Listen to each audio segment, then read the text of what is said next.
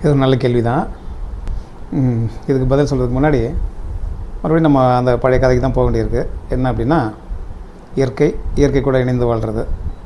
நீங்கள் சொல்கிற மாதிரி காயகல்பம் இது நம்ம அதிகமாக எங்கே கேள்விப்பட்டிருப்போம் அப்படின்னா, இது நம்ம தமிழ்நாட்டு பாரம்பரியமான சித்த வைத்தியத்தில் இருக்குது. சித்தர்கள் இதை உருவாக்குனவங்க. அப்படிங்கும்போது சித்தர்கள் உருவாக்குனாங்க. அப்படிங்கும்போது சித்தர்கள் எப்படி இருந்தாங்க, அவங்க எந்த மாதிரியான லைஃப் ஸ்டைல் வச்சுருந்தாங்கங்கிறத நீங்கள் பாருங்கள். நீங்கள் அதை பார்த்தீங்கனாலே உங்களுக்கு சிம்பிளாக புரிஞ்சிடும். அப்போது எல்லா விஷயத்துக்குமே லைஃப் ஸ்டைலுங்கிறது ரொம்ப முக்கியம். அவங்க இயற்கை கூட இணைஞ்சு வாழ்ந்தாங்க. பல பயிற்சிகள் செஞ்சாங்க. அதில் முக்கியமான ஒரு பயிற்சி மூச்சு பயிற்சி. ஸோ இன்னும் நிறைய பயிற்சிகள் இருக்குது. முக்கியமான பயிற்சி மூச்சு பயிற்சின்னு சொன்னேன். இந்த மாதிரி பயிற்சிகளும் எடுத்துக்கிட்டு சில மருந்துகள், சில இயற்கையான கிடைக்கக்கூடிய மூலிகைகளை வச்சு மருந்துகள் உருவாக்கி இளமையை ரொம்ப காலத்துக்கு தக்க வைக்கணும். பட் அதனுடைய அதுக்கு பின்னாடி என்ன இருக்குது அப்படின்னா, ஏன் காயகல்பம் யூஸ் பண்ணாங்கன்னா, அதுக்கு ஒரு பெரிய காரணம் இருக்குது. என்னென்னா, எந்த அளவுக்கு நம்ம உடல் தகுதியை, உடல் இளமையை நீட்டிக்கிறோமோ அந்தளவுக்கு சிறப்பாக செயல்பட முடியும். இப்போ அவங்களாம் எதுக்காக காயகல்பங்கிறது வந்துச்சு அப்படின்னா, அவங்க என்ன சிறப்பாக செயல்படுறதுக்கு என்ன இருக்குது, இது எப்படின்னா, இது ஆன்மீகத்து கூட கனெக்ட் ஆகுது. இது வெறும் மருத்துவம் இல்லாமல், வெறும் ஆரோக்கியம் இல்லாமல், அதை தாண்டி இது ஆன்மீகத்தில் கனெக்ட் ஆகுது. ஸோ என்னென்னா, இந்த பிறவியிலேயே அவங்க என்னென்னா முக்தி அடைகிறது. அப்போது அதுக்கு என்ன வழி? அதுக்கு முதல்ல உடல் ஆரோக்கியம் வேணும். உடல் ஆரோக்கியம் இருந்தாலும், உடல் ஆரோக்கியம் ஒரு குறிப்பிட்ட நாட்கள் மட்டும் இருக்காமல், குறிப்பிட்ட வருடங்கள் மட்டும் இருக்காமல் அதை எக்ஸ்டெண்ட் பண்ணணும். அதை எக்ஸ்டெண்ட் பண்ணும்போது முக்தி அடைகிறதுக்குண்டான வழி ஈஸியாக கிடைக்கும், அதுக்குண்டான நேரம் கிடைக்கும் அப்படின்னு நினச்சி தான் பண்ண விஷயந்தான் இந்த காயகல்பம். ஸோ அவங்க அந்த கான்செப்டுக்காக பண்ணாங்க. இதில் ஒரு முக்கியமான விஷயம் என்ன அதில் நம்ம எடுத்துக்கலாம் அப்படின்னா, ஆன்டி ஏஜிங். ஸோ ஆன்டி ஏஜிங்கிறது அக்குபஞ்சர்லையும் பண்ண முடியும். ஆன்டி ஏஜிங்கிற விஷயம் இருக்குது அக்குபஞ்சரில். பட் மறுபடியும் நான் அதே தான் சொல்லுவேன். உணவு, நீர், வாழ்க்கை முறை, லைஃப் ஸ்டைல், இதை நீங்கள் சரி பண்ணிக்கிட்டு, இதை கரெக்டாக வச்சுக்கிட்டு, என்னால் இளமையை நீட்டிக்க முடியுமா, இருக்கிற பிரச்சனைலாம் தீர்த்த முடியுமா அப்படின்னா கண்டிப்பாக முடியும்.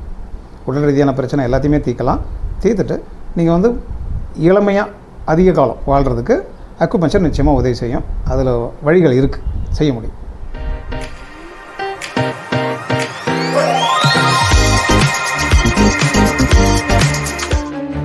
வாகனம் இருக்கும்.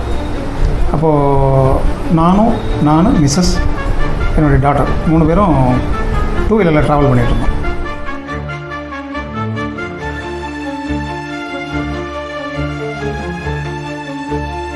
ஒரு சின்ன ஆக்சிடென்ட்டு.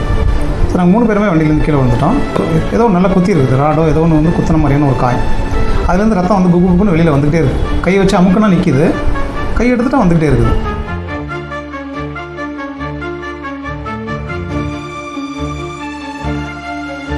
போகிற வரைக்கும் அந்த கையில் ப்ளீடிங் இருந்துகிட்டே இருக்குது. ஏன்னா மயக்கமாக வேறு வரலாம், அந்த மாதிரிலாம் என்னென்னமோ சொன்னால் எல்லோரும் ஆட்டோவில் வைரல் ஃபீவர், கோல்டு அப்படின்னு இருக்குது. அதை தாண்டி பார்த்திங்கன்னா இது வெளியிலேருந்து இந்த வைரஸ், பாக்டீரியாலாம் வர்ற விஷயம் sir. But at the same time இந்த க்ரோனிக் டிசீசஸ்லாம் இருக்குது பார்த்திங்களா, நம்ம ஏற்கனவே டிஸ்கஸ் பண்ண மாதிரி இந்த ஹார்ட் ப்ராப்ளம்ஸு, இந்த ஆர்கன் பேஸ்டு ப்ராப்ளம்ஸ்லாம் இருக்குல்ல சார், இந்த கிட்னி, அந்த லிவர், அந்த மாதிரி இந்த டயபெட்டிஸ் அண்ட் ஆல் தோஸ் திங்ஸ்லாம் இருக்கு இல்லையா. இது எப்படி ஒரு மனுஷன் நாடுது சார், எப்படி அது ஊடுருவுது, எதனால் வருது? ஏன் நான் இந்த கொஷின் கேட்குறேன் அப்படின்னு பார்த்தீங்கன்னா, இப்போ அடிப்படையாக இப்போ சித்த மருத்துவமோ இந்த மாதிரி ட்ரெடிஷ்னல் மருத்துவத்துலலாம் என்ன சித்தா, ஆயுர்வேதெல்லாம் என்ன சொல்கிறாங்கன்னா, வாயு, பிட்டா, கபா அப்படின்னு சொல்கிறாங்க சார். 3 இது இருக்குது. சில இதெல்லாம் பஞ்சபூதங்களுடைய குறைபாடுகள் அப்படி இப்படின்லாம் சொல்கிறாங்க இல்லையா. அந்த மாதிரி அக்குபஞ்சரில் அடிப்படையாக ஒரு மனுஷனோட லைஃப் ஸ்டைலு எதெல்லாம் மெயின்டைன் பண்ணணும், எதனால் முதல்ல டிசீஸ் வருது சார்? அனைவருக்கும் வணக்கம். போன எபிசோடோட தொடர்ச்சி. சரி, இப்போ என்ன கேட்டிருக்கீங்க அப்படின்னா, மனிதர்களுக்கு டிசீஸ் எப்படி வருது, அதானே கேள்வி. இதுதான் $1 மில்லியன் கொஷின். இது தெரியாமல் தான் மக்கள் எல்லாமே நமக்கு வரக்கூடிய எல்லாமே டிசீஸ் தான் அப்படின்னு நினைக்கிறது இந்த பர்டிகுலர் விஷயத்தில் அவேர்னஸ் இல்லாதனால தான். ஏன் டிசீஸ் வருது, எப்படி வருது, எல்லாத்துக்கும் எல்லாமே வெளியிலேருந்து தான் வருதா, நோய் காரணம் என்ன, இந்த மாதிரி நிறைய டவுட்டு மக்களுக்கு இருக்குது. நீங்கள் சொன்ன மாதிரி இப்போது சித்த மருத்துவம், ஆயுர்வேதம் இதை எடுத்தோம் அப்படின்னா டிசீஸை 3 வகையாக பிரிச்சிடலாம். வாத, பித்த, கபம் அப்படின்னு சொல்லிட்டு. இந்த 3ல் வரக்கூடிய வேறுபாடு, அதாவது பேலன்ஸ் இல்லாமல் சமமாக இல்லாமல் இருக்கிறது. இது 3 சமமாக இருந்துச்சு அப்படின்னா அந்த மனிதன் ஒரு ஆரோக்கியமான மனிதன். இப்போ இது சமமாக இல்லாதப்போ அப்போ வந்து உடல் வந்து நோய்வாய்ப்படுது. இதுதான் வந்து தமிழ் மருத்துவத்தினுடைய கான்செப்ட். இப்போது இதே நீங்கள் அக்குபஞ்சரில் கன்வெர்ட் பண்ணோம் அப்படின்னா அக்குபஞ்சரோட கான்செப்ட்டு இன்னும் இதை விட இன்னும் கொஞ்சம் வந்து சிம்பிள்னு சொல்லலாம். எப்படின்னா இப்போது டிசீஸ்க்கு உண்டான காரணத்தை ரெண்டாக பிரிச்சிடலாம். ஒன்று வந்து இன் சம்மந்தப்பட்ட பிரச்சனை, இன்னொன்று யாங் சம்மந்தப்பட்டது. இந்த வார்த்தை நீங்கள் வந்து கேள்விப்பட்டிருக்கலாம். இப்போ நிறைய பேருக்கு இது வந்து என்னன்னே தெரியாமல் இருக்கும். இன் அப்படின்னா OIN இன், OANG யாங். இந்த மாதிரி வந்து 2 விதமான விஷயம் இருக்குது. இது ரெண்டும் வந்து ஏதோ நமக்கு புரியாத விஷயம்னு இல்லை. இது வந்து நமக்கு தெரிஞ்ச விஷயம், நம்ம கூட இருக்கிற விஷயந்தான். இப்போது இன் அப்படின்னா என்ன அப்படின்னா அது ஒரு குளிர்ச்சி தன்மை கொண்டது. யாங் அப்படின்னா அது வெப்பத்தன்மை கொண்டது. இப்போது இந்த ரெண்டுமே இணைஞ்சு இருக்கும்போது பாடியினுடைய டெம்பரேச்சர் கரெக்டாக மெயின்டைன் ஆகுது. இதில் ஒன்று கூடுது, இன் கூடுதுன்னு வச்சுக்கோங்களேன். இன்னுன்னா குளிர்ச்சின்னு சொல்லியிருக்கேன், யாங்கன்னா வெப்பம். இப்போ இன் கூடுது அப்படின்னா அந்த அந்த அந்த பிரச்சனை இருக்கிற ஒருத்தருக்கு என்ன ஆகும் அப்படின்னா அவங்களுடைய உடல் வந்து குளிர்ச்சித்தன்மை வந்து அதிகமாகிடும். அதனால் சில பிரச்சனைகள் வரும். இதே மாதிரி ஒருத்தருக்கு வந்து உடம்புல இன் குறைஞ்சி யாங் அதிகமாக இருக்கும்போது, அதாவது சூடு அதிகமாக இருக்கும்போது அப்போவும் சில பிரச்சனைகள் அவங்களுக்கு வரும். ஸோ இருக்கிற எல்லா டிசீஸையுமே நம்ம என்ன பண்ணலாம், 2 கேட்டகரியாக பிரிச்சிடலாம். ஒன்று வெப்பம் சார்ந்தது, இன்னொன்று குளிர்ச்சி சார்ந்தது. 2 விஷயந்தான். இதில் எது மிகை எது குறை அப்படிங்கிறத தான் மட்டும்தான் நம்ம வந்து கண்டுபிடிக்கணும். இப்போது இந்த இந்த இந்த 2 விஷயமும் ஒன்று சார்ந்து இருக்கும்போது, சரி சமமாக இருக்கும்போது, பேலன்ஸ்டாக இருக்கும்போது அந்த மனிதன் ஆரோக்கியமான மனிதன். ஓகேவா? இப்போ அந்த ஆரோக்கியம் வந்து எப்போ வந்து இல்லாமல் போகுது அப்படின்னா இதில் இருக்கக்கூடிய அந்த சமத்தன்மை குறையும் போது. இந்த சமத்தன்மை வந்து எப்படி குறையும்? சும்மா தன்னாலே குறைஞ்சிருமா அப்படின்னா நிச்சயமாக இல்லை. இந்த சமத்தன்மை குறையிறதுக்கு நம்ம வாழ்கிற வாழ்க்கை முறை, நம்மளுடைய உணவு, நம்மளுடைய தூக்கம், நம்மளுடைய உழைப்பு எல்லாம் இதெல்லாம் சேர்ந்து தான் வாழ்க்கை முறைன்னு சொல்லிட்டேன். நம்மளுடைய உணவு, நம்மளுடைய சுற்றுப்புற சூழ்நிலை, இதெல்லாம் சேர்ந்து தான் இந்த வேறுபாடை வந்து உண்டாக்குது. இந்த சமமில்லாத தன்மையை உண்டாக்குது. இப்போ உதாரணத்துக்கு இப்போ நம்ம சம்மரில் இருக்கோம். ஸோ வெயில் கொஞ்சம் கொஞ்சமாக இன்க்ரீஸ் ஆகிட்டே இருக்குது, சூடு ஜாஸ்தியாகுது, வீட்டுக்குள்ளே உட்காந்தா ரொம்ப அனலாக இருக்குது. இப்போது இந்த நேரத்தில் என்ன ஆகும்னா வெப்பம் சார்ந்த உடல் ரீதியான பிரச்சனைகள் வரும். இதை தான் நம்ம வந்து டிசீஸ்னு சொல்லிக்கிறோம். இப்போது இந்த மாதிரி வெப்பம் சார்ந்த பிரச்சனை வந்து இந்த கிளைமேட்டுக்கு வருது. இதே மாதிரி நீங்கள் எடுக்கிற உணவுலையும் வெப்பம் சார்ந்தது அதிகமாக இருந்தது அப்படின்னா அப்போது அது சம்மந்தப்பட்ட உபாதைகள் வரும். அதே மாதிரி குளிர்ச்சி சம்மந்தப்பட்ட உணவுகள் நீங்கள் அதிகமாக எடுத்தீங்க அப்படின்னா அப்போது அதுக்கு தகுந்த உபாதைகள் வரும். இது மட்டும் இல்லை, இதே மாதிரி தான் ஒரு பருவநிலைக்கும் அது வந்து மாறுபடும். குளிர்காலத்தில், மழைக்காலத்தில், பனிக்காலத்தில், அந்த பனிக்காலம் தான் குளிர்காலம், வெயில் காலம். ஸோ இந்த மாதிரியான கிளைமேட்ஸ் வரும்போதும் இந்த உடல்நிலை வந்து நமக்கு வந்து பாதிக்கப்படுது. என்ன பாதிப்புனா இந்த சமநிலை தவறுது. இதுதான் முதல் படி, ஒரு வியாதிக்குண்டான முதல் படி இது. சரி, இப்போ நம்ம பார்த்த இம்பேலன்ஸ், இந்த யாங்கில் வரக்கூடிய இம்பேலன்ஸ் என்ன ஆகுன்னு கேட்டிங்கன்னா நாளடைவில் இது இப்படியே கண்டினியூ ஆகக்கூடிய பட்சத்தில் இதுதான் வந்து இதுக்கப்புறம் வந்து ஒரு வியாதியாக உருவெடுக்கும். இப்போ அது வந்து வியாதி கிடையாது, இப்போ வரைக்கும் இது வந்து இம்பேலன்ஸ் தான். இப்போ உதாரணத்துக்கு நான் சொல்கிறேன், ஒருத்தருக்கு வந்து ஐஸ் வாட்டர் குடிக்கிற பழக்கம் இருக்குன்னு வச்சுக்கலாம். ஃப்ரிட்ஜில் தண்ணி வச்சு எடுத்து குடிப்பாங்க. எப்போவுமே அப்படி தான், ஐஸ் வாட்டர் மட்டும் தான் அவர் குடிப்பார், அதுதான் பிடிக்கும் அப்படின்னு வச்சுக்கலாம் உதாரணத்துக்கு. இப்போது இந்த மாதிரி நிறைய பேர் இருப்பாங்க, உங்கள் லைஃப்பில் இருப்பாங்க. இந்த மாதிரி ஒருத்தர் ஐஸ் வாட்டர் குடிச்சிக்கிட்டே இருக்கும்போது என்ன ஆகும் அப்படின்னு கேட்டிங்கன்னா இந்த குளிர்ச்சி தன்மை வந்து உடம்புல வந்து அதிகமாகிக்கிட்டே வரும். நம்ம உடம்புல இருக்க உறுப்புகளில் ஸ்ப்ளீன், மண்ணீரல் அப்படின்னு ஒரு முக்கியமான உறுப்பு இருக்குது. இந்த உறுப்பு வந்து நீங்கள் சாப்பிட்ற சாப்பாட்டை நீங்கள் என்னென்ன உணவுப் பொருட்கள்லாம் எடுத்துகிறீங்களோ அத்தனையும் டைஜஸ்ட் பண்ணி அதை வந்து ரத்தமாக மாற்றி உங்களுக்கு உடம்புக்கு தேவையான சத்துக்களாக மாற்றி உடம்புக்கு கொடுக்கக்கூடியது இந்த ஸ்ப்ளீன். இந்த ஸ்ப்ளீன் வந்து எப்போவுமே ஒரு மிதமான வெப்பத்தை சார்ந்தது. அதுதான் அந்த ஸ்ப்ளீனுக்கு ரொம்ப பிடிக்கும். அப்போது இந்த ஸ்ப்ளீன் வந்து இந்த குளிர்ச்சியால் அஃபெக்ட் ஆகும்போது என்ன ஆகும் அப்படின்னு கேட்டிங்கன்னா அதில் வரக்கூடிய இம்பேலன்ஸு உடம்பு வந்து குளிர்ச்சித்தன்மை உள்ளதாக மாற்றும். அப்போ குளிர்ச்சித்தன்மை அதிகமாக என்ன ஆகும்னு கேட்டிங்கன்னா உடம்பு வந்து கொஞ்சம் பெருக்க ஆரம்பிக்கும், உடம்பில் உயிர் சக்தி குறைய ஆரம்பிக்கும். நான் போன வெளியில் சொல்லியிருப்பேன். சி அப்படின்னு ஒரு விஷயம் இருக்குது. இந்த சி அப்படிங்கிறது என்ன அப்படின்னா உயிர் சக்தி அப்படின்னு வச்சுக்கலாம். நம்ம உடலினுடைய உயிர் சக்தி தான் வந்து சி அப்படின்னு சொல்கிறது. இந்த உயிர் சக்தி முதல்ல குறைய ஆரம்பிக்கும். இந்த உயிர் சக்தி குறைய ஆரம்பித்ததுன்னா என்ன ஆகும் அப்படின்னா பல்வேறு பிரச்சனைகளுக்கு இது வந்து காரணமாக அமையும். இந்த உயிர் சக்தி குறையும் போது உடம்புல வந்து ரத்த ஓட்டம் கொஞ்சம் ஸ்லோவாகும். முதல்ல இது வந்து ஆரம்ப நிலை ஸ்லோவாகும். அதுக்கப்புறம் என்ன ஆகும், ஸ்லோவான ரத்தம் அங்கங்கே தேங்கி நிற்க ஆரம்பிக்கும். ஏன் அப்படின்னா பாடியினுடைய உஷ்ணம் வந்து நார்மல் ஹீட்லேருந்து கொஞ்சம் குறையுது. குறைய குறைய குறைய என்ன ஆகும்னா வியாதிகள் வந்து பெருசாகிட்டே போகும்.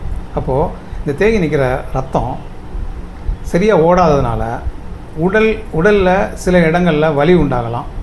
ஏன்னா அது சில மூட்டுக்களில் போய் தேங்கி நிற்கும். ஏன்னா மூட்டுக்களில் வந்து நேச்சுரலாகவே வந்து ஈஸியாக வந்து தேங்கி நிற்கிறதுக்கு உண்டான வடிவமைப்பு அந்த இடத்துல இருக்குது. ஏன்னா நம்ம மடக்கி விரிக்கிறதுனால அந்த இடத்துல வந்து தேங்கி நிற்க முடியும். அப்படி தேங்கி நிற்கிறதுனால அந்த இடத்துல வந்து வலிகள் உண்டாகலாம். இதுக்கப்புறம் வலிகள் மட்டும் இல்லை, இதை சார்ந்து ஒன்று ஒன்றா பெரிய பெரிய டிசீஸாக வந்து வர ஆரம்பிக்கும். இதுக்கு நிறைய பேர்கள் வச்சு அதுக்கப்புறம் வந்து அது அந்தந்த பேர் உள்ள டிசீஸ்ன்னு நம்ம சொல்லுவோம். அது மட்டும் இல்லை, உடல் முழுவதுமே என்ன வந்து ஆக்கிரமிக்கும் அப்படின்னா இந்த கபங்கிற விஷயம் ஆக்கிரமிக்கும். சளின்னு சொல்லலாம் சாதாரணம். ஏன்னா இந்த ஓட்டம் இல்லாத உடலில் இருக்கக்கூடிய திரவங்கள் உடல் திரவங்கள் அப்படின்றது, அதாவது பிளட்டு மாதிரி இன்னும் உடல் திரவங்கள் இருக்குது. உதாரணத்துக்கு வந்து சலைவா, அது ஒரு உடல் திரவம். இந்த மாதிரி இருக்க உடல் திரவங்களும் ஓடாமல் அங்கங்கே தேங்கி நின்று இது வந்து சளியாக கன்வெர்ட் ஆகும். இப்படி சளியாக கன்வெர்ட் ஆகும்போது உடலில் வந்து ஒரு சமனில்லாத ஒரு நிலை உண்டாகும். அப்போ என்ன ஆகும்னா ஒரு இடத்துக்கு வந்து சரியாக வந்து சர்க்குலேஷன் கிடைக்காது. அந்த உயிர் சக்திங்கிறது எல்லா இடத்துக்கும் போய் சேர முடியாது. அதனால் பிளட்டும் வந்து எல்லா இடத்துக்கும் வந்து சரியாக போகாது. ஒரு இடத்துல போகும், ஒரு இடத்துல போகாது, தேங்கி நிற்கும். இப்போ இருக்கக்கூடிய காலகட்டத்தில் மக்கள் இருக்கக்கூடிய நிறைய பிரச்சனைகளுக்கு மூல காரணமே இந்த உயிர் சக்தி பற்றாக்குறை தான். உயிர் சக்தி தேங்கிறது தான். இதுக்கு மூல காரணம் என்ன? குளிர்ச்சி. இது ஒரு வகை உங்களுக்கு எக்ஸ்பிளைன் பண்ணுறதுக்காக சொன்னேன். இதே மாதிரி இன்னொரு வகை இருக்குது, அது சூடு சார்ந்தது. அதுவும் அதே மாதிரி தான். ஸோ எது ஒன்று மிகையானாலும் எது ஒன்று குறைஞ்சதுனாலும் அதையே நம்ம வந்து கண்டினியூ பண்ணிகிட்டே இருக்கும்போது காலப்போக்கில் அந்த சின்ன சமநில்லாத தன்மை என்ன ஆகுது அப்படின்னா பெரிய பெரிய வியாதிகளாக உருவெடுக்குது. இத்தனை வருஷமாக நீங்கள் அக்குபஞ்சர் இண்டஸ்ட்ரியில் இருக்கிறீங்க. உங்களுக்கு எதாவது மறக்க முடியாத ஒரு நிகழ்வுகளோ with patient whatever it may be related to acupuncture ஏதாவது இருக்கா சார்? இருக்குது. ஒரு நல்ல அனுபவம் இருக்குது. அதை கண்டிப்பாக அவங்க கூட பகிர்ந்துக்கணும். ஏன்னா அது நிறைய பேருக்கு வந்து உபயோகரமாக இருக்கும். 2014-15 வாக்கில் இருக்கும். அப்போது நானும் மிஸ்ஸஸ் என்னுடைய டாட்டர் 3 பேரும் 2 வீலரில் ட்ராவல் பண்ணிகிட்டு இருந்தோம். அப்போ ட்ராவல் பண்ணிகிட்டு இருக்கும்போது இங்கே எங்கன்னா ராமாவரம் பக்கத்தில் அந்த SRM ஹாஸ்பிட்டல் யூனிவர்சிட்டி இல்லையா, அது பக்கத்தில் அந்த இடத்துல ட்ராவல் பண்ணிகிட்டு இருக்கும்போது எதிர்பாராதமாக ஒரு சின்ன ஆக்சிடென்ட்டு. ஸோ நாங்கள் 3 பேருமே வண்டியிலேருந்து கீழே வந்துட்டோம். நல்லா தார் ரோடு, நல்லா அடிபட்டிருந்தது.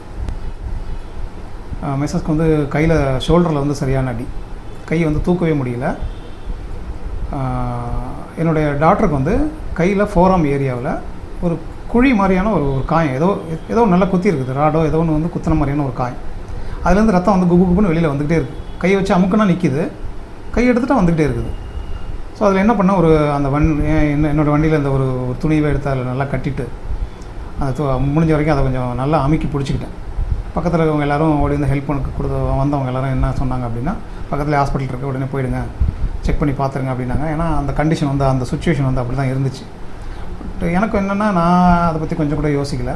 ஹாஸ்பிட்டல் போகிறது அப்புறமே பார்த்துக்கலாம், முதல்ல நம்ம ஒரு அக்குபஞ்சரிஸ்ட்டு போகணும் அப்படின்ட்டு என்னுடைய ஃப்ரெண்டு தமீம் நிஷான் பேர், எனக்கு ரொம்ப ஃப்ரெண்டு. என்ன சொல்லணுன்னா அவங்க தான் எனக்கு வந்து இன்ஸ்பிரேஷன் இந்த ஃபீல்டுக்கு நான் வந்தது. அவங்க அப்போ வந்துட்டு ட்ரிப்ளிகனில் இருந்தாங்க. நான் என்ன பண்ணோம், ராமவரத்தில் அப்போது என்னோடய 2 வீலரும் கொஞ்சம் டேமேஜ் ஆகிடுச்சு. அது தூக்கி ஓரமாக போட்டுட்டு ஒரு ஆட்டோ பிடிச்சி நேரம் அங்கே போயிட்டோம். போகிற வரைக்கும் அந்த கையில் வந்து ப்ளீடிங் இருந்துக்கிட்டே இருக்குது. எனக்கும் முட்டியில் கால் முட்டிலலாம் சரியான அடி. மிஸ்ஸஸ்க்கு வந்து ஷோல்டரில் மயக்கமாக வேறு வருதான், அந்த மாதிரிலாம் என்னென்னமோ சொன்னேன். எல்லோரும் ஆட்டோவில் வேகமாக போயிட்டோம்.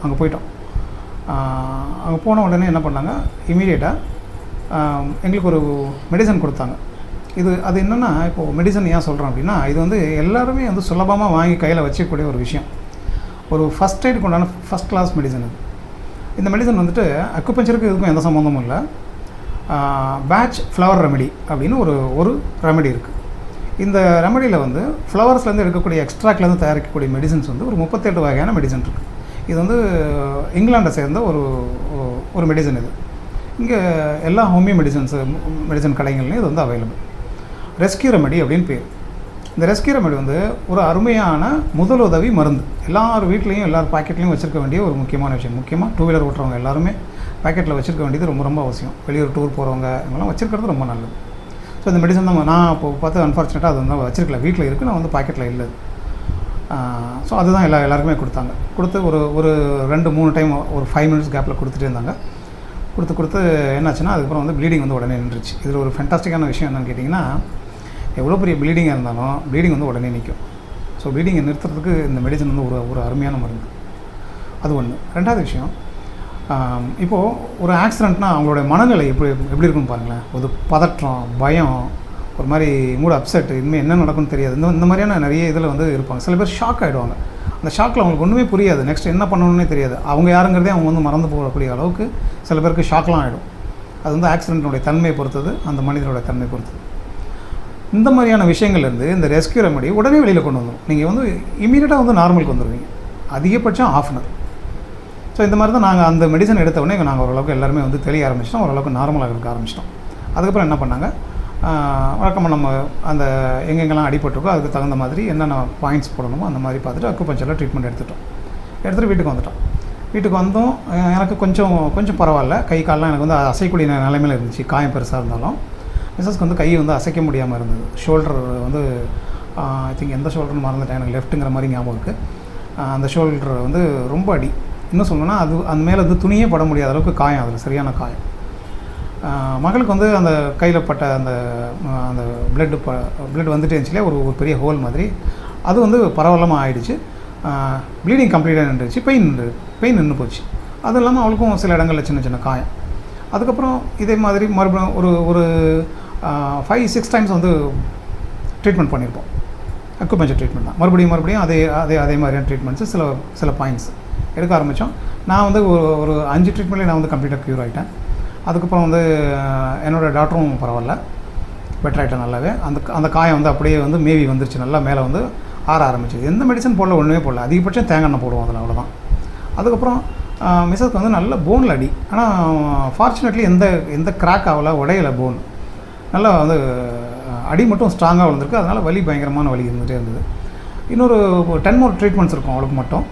அவங்ககிட்ட அந்த ட்ரீட்மெண்ட் மறுபடியும் எடுக்க என்னாச்சுன்னா அந்த பெயின் வந்து குறைஞ்சிட்டே இருந்தது. அந்த காயமெல்லாம் ஆகிடுச்சு. காயம் ஆறுனதுக்கப்புறம் நாங்கள் எல்லாருமே நார்மல் ஆகிட்டோம். இப்போ இதுலேருந்து நான் வந்து என்ன சொல்ல வரேன் அப்படின்னா, சில பேருக்கு தெரியாது, அடிப்பட்ட காயத்துக்கெலாம் அக்குபஞ்சரில் ட்ரீட்மெண்ட் பண்ண முடியுமா அப்படின்னு சொல்லி யோசிப்பாங்க. பண்ண முடியும்னு சொல்கிறது வந்து சாதாரண விஷயம். இப்படி எந்த அளவுக்கு இருக்கும் அப்படின்னா, அதனோட ரெக்கவரி எந்த அளவுக்கு இருக்குன்னா அது வந்து அனுபவித்து பார்த்தா தான் தெரியும். It's very fast. எந்த ஒரு சைடு எஃபெக்ட்டுமே இல்லாமல் நீங்கள் வந்து ஃபாஸ்ட்டாக வந்து காயங்களை க்யூர் பண்ண முடியும், அடிப்பட்டதுலேருந்து வெளியில் கொண்டு வர முடியும் அப்படின்னா அக்குபஞ்சரில் பண்ண முடியும். சில பேருக்கு வந்து சந்தேகம் வரும், அடிபட்டு வந்து போன் உடஞ்சி போச்சு, அப்போ என்ன பண்ணுவீங்க அப்படின்னா, போன் உடஞ்சிருச்சு அப்படின்னா நீங்கள் ரிஸ்க்கே எடுக்கக்கூடாது, நேராக ஹாஸ்பிட்டலுக்கு தான் போகணும். ஸோ ஹாஸ்பிட்டலில் போய்ட்டு அது அவங்க அந்த ப்ரொசீஜர் என்னவோ அந்த ப்ரொசீஜர் நீங்கள் பண்ணிவிட்டு எங்கே உடஞ்சிருக்கு என்ன இதுன்னு பார்த்துட்டு கட்டு போட்டுட்டு, அசைக்கக்கூடாதுன்னு சொல்லுவாங்க அந்த இடத்த, நீங்கள் கட்டெல்லாம் போட்டுட்டு அதுக்கப்புறம் அக்குபஞ்சர் ட்ரீட்மெண்ட்டுக்கு வந்தீங்கன்னா ஹீலிங் வந்து ரொம்ப ஃபாஸ்ட்டாக இருக்கும். ஸோ எல்லா விஷயங்களுக்கும் ஒரே மெடிசன் தான், ஒரே விஷயத்தில் எல்லாமே ரெக்கவரி பண்ண முடியும் அப்படின்னு வந்து நினைக்காம, எது ஃபாஸ்ட்டாக க்யூர் ஆகுமோ அந்த மெடிசனை நம்ம எடுத்துக்கிறது வந்து புத்திசாலித்தனம். ஸோ இந்த ஃபார்மேட்டில் பண்ணால் ரொம்ப நல்லாயிருக்கும். ஸோ சிம்பிளாக அடிப்பட்டவங்க இமீடியட்டாக அக்குபஞ்சர் ட்ரீட்மெண்ட் எடுத்துக்கிட்டாங்கன்னா ரெக்கவரி ரொம்ப ஃபாஸ்ட்டாக இருக்கும், பெயின் வந்து சீக்கிரமாகவே குறையும். இதை வந்து கன்ஃபார்மாக என்னால் சொல்ல முடியும். இன்றைக்கி வந்து யங்ஸ்டர்ஸு இவங்கெல்லாம் வந்து பார்த்திங்கன்னா நிறைய வாக்கிங் பண்ணுறாங்க, ப்ளஸ் ஜிம்முக்கெலாம் போகிறாங்க, மசில் டெவலப்மெண்ட்லாம் பண்ணுறாங்க சார். பட் இப்போ உள்ளுறுப்பு அப்படின்னு சொல்லும்பொழுது யோகா இருக்குது, இது மாதிரி நிறைய விஷயங்கள்லாம் இருக்குது sir. So according to an acupuncturist உள்ளுறுப்பெல்லாம் வந்து ஸ்ட்ரென்தன் பண்ணுறதுக்கோ இல்லை ஆரோக்கியமாக வச்சுக்கிறதுக்கு என்ன பண்ணலாம், உங்களோட அறிவுரை இதில் சொல்லுங்கள் சார். சொல்கிறேன். இப்போது உள்ளுறுப்புகள் அப்படின்னு எடுக்கும்போது அக்குபஞ்சர் தத்துவத்தில் 12 முக்கியமான உள்ளுறுப்புகளை நம்ம எடுத்துக்கிறோம். இந்த 12 பேஸ் பண்ணி தான் ட்ரீட்மெண்ட்டும் பண்ண போகிறோம். உடலுடைய ஆரோக்கியமும் இருக்குது அப்படின்னு சொல்லிட்டு டிசிஎம் தியரியில் வருது. டிசிஎம் அப்படிங்கிறது ட்ரெடிஷ்னல் சைனீஸ் மெடிசன். இந்த 12 உள்ளுறுப்புகளை என்ன பண்ணுறாங்க அப்படின்னா, நம்ம ஏற்கனவே பார்த்துருப்போம் அந்த 5 எலமெண்ட்ஸ் அப்படின்ட்டு. 5 எலமெண்ட்ஸ்னால் பஞ்சபூதம். இந்த பஞ்சபூதத்துக்குள்ளே 12 ஆர்கனுமே இன்க்ளூட் ஆகிடுது. அப்போது எலமெண்ட்ஸாக முதல்ல பிரிச்சுட்டு அந்த ஒரு எலமெண்ட்டுக்கும் 2 ஆர்கன் வைக்கிறோம். இந்த 2 ஆர்கன் வச்சா அப்போ 10 ஆர்கன் தான் வரணும். இங்கே 12 ஆர்கன் இருக்கு இல்லையா, நான் 12ன்னு சொன்னேன் இல்லையா. இதில் 12ன்னு சொல்லும்போது இந்த வெப்பம் சார்ந்த அதாவது ஹீட் எலமெண்ட் அப்படின்னு சொல்கிறோம் இல்லையா, இந்த எலமெண்ட்டுக்கு மட்டும் 4 ஆர்கன் இருக்குது. ஸோ மொத்தம் வந்து 12 ஆர்கன் ஆகிடுச்சு. இந்த 12 ஆர்கன் இந்த 12 ஆர்கனையும் என்ன பண்ணுறாங்க அப்படின்னா, ஒரு ஆர்கனும் இன்னொரு ஆர்கன் கூட ஜோடியாக இருக்குது. அப்போது இந்த 12 ஆர்கனை 5 எலமெண்ட்டாக பிரித்த மாதிரி, பஞ்சபூதமாக பிரித்த மாதிரி என்ன செய்கிறோம் அப்படின்னா, ஜோடியாக பிரிக்கிறோம். அப்போ 6 ஜோடி ஆச்சு. இந்த ஜோடிக்கு வந்து பேர் அதான் இன் யாங் பேர்ஸ். அது ஏற்கனவே நம்ம இன் யாங் பார்த்துட்டோம். ஸோ இது வந்து இன் யாங் பேர்ஸ். எப்படி அப்படின்னா, ஒரு ஆர்கன் வந்து இன்னா செயல்படும், இன்னொரு ஆர்கன் யாங்காக செயல்படும்.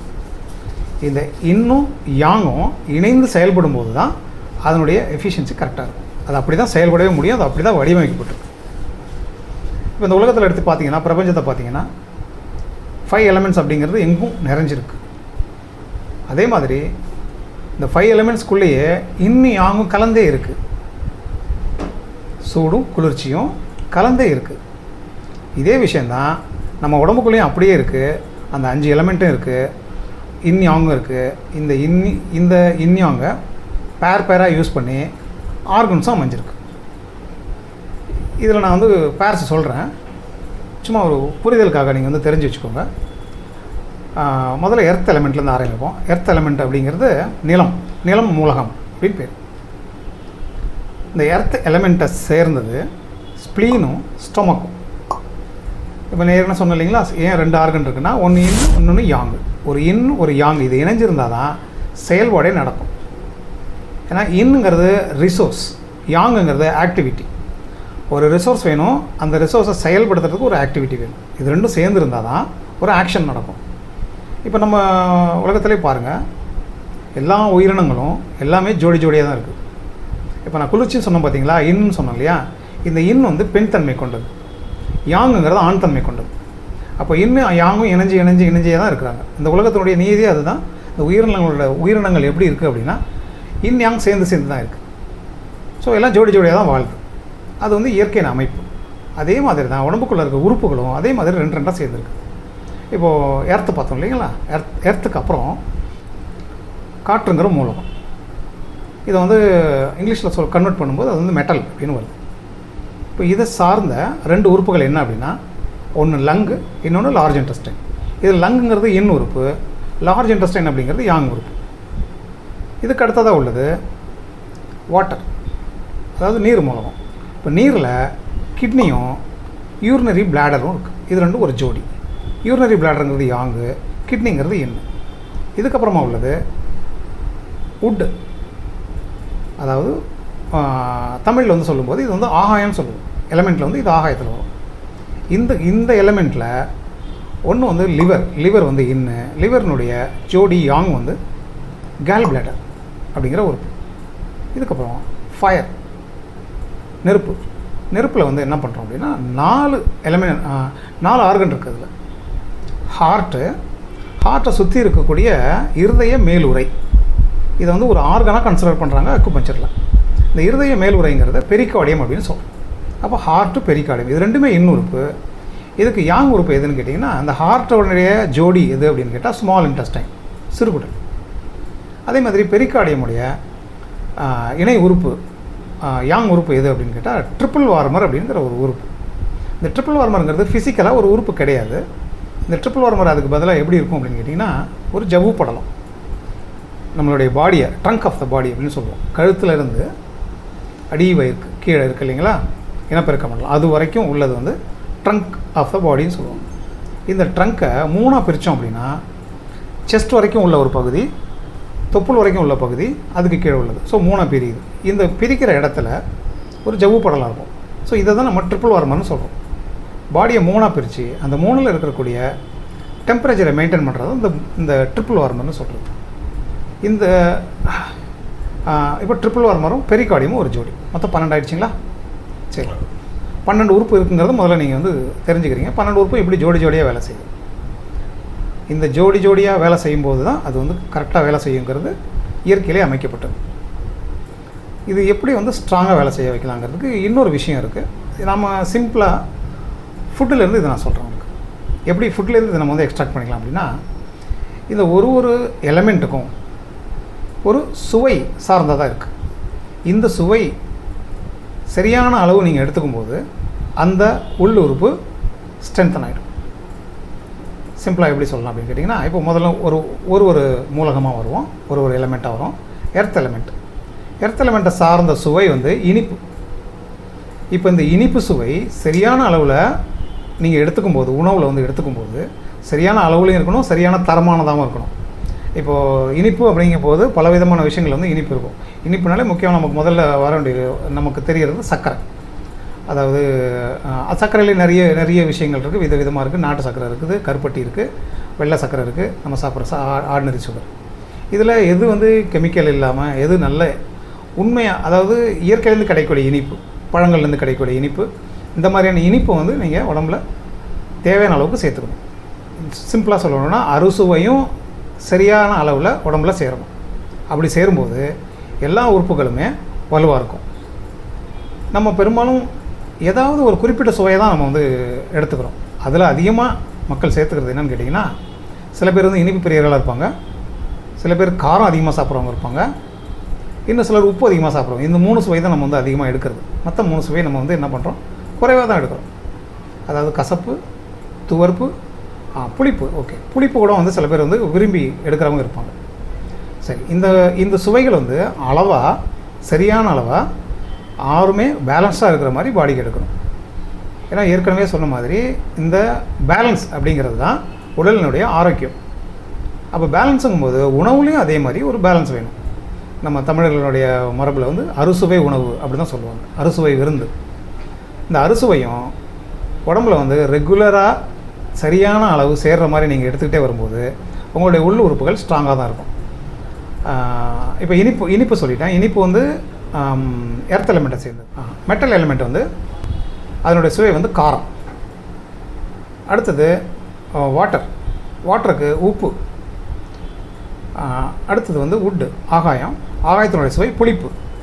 கசப்புங்கிறது நெருப்பு எலிமெண்ட்டோடது. ஸோ இந்த கசப்பு சொன்னோம் இல்லைங்களா, இன்னொரு சுவை வந்து துவர்ப்பு. கசப்பு துவர்ப்பு ரெண்டுமே வந்து ஃபயர் எலிமெண்ட்டுக்கு உண்டானது தான். ஸோ மொத்தம் 6 சுவையாச்சு.